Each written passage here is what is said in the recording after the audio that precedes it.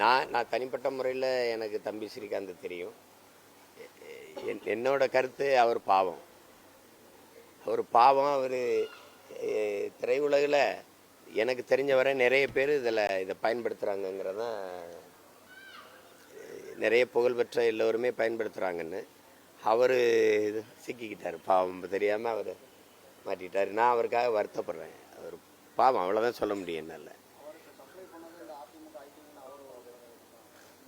இருக்கலாம், அதிகாரங்களுக்கு தெரியாமல் இந்த போதைப்பொருள் வராது. இது இங்கே நீண்ட நாளாக இது இருக்குது, நாடங்களும் இருக்குது.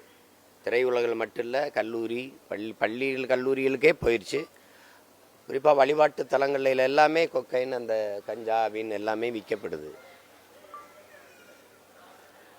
நான் நினைக்கணும் ஒழிக்கணும்ன்ட்டு, அரசு நினச்சா ஒழிஞ்சிரும். அது தம்பி ஒரு புகழ்பெற்ற நடிகருங்கிறனால அவர் அதில் கைதாகிறதுனால அது வெளிச்சத்துக்கு வருது. இல்லைன்னா வித்துட்டு தானே இருந்திருப்பாங்க.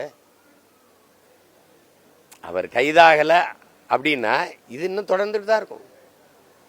இப்போ அவர் கைதானதுனால ஒழிஞ்சிட போகுதா? இல்லை, ஒழிக்கணும்னு அதிகாரம் நினைக்கணும், ஆட்சியாளர்கள் நினைச்சா ஒழிக்கலாம். அது அவங்க செய்ய மாட்டாங்க.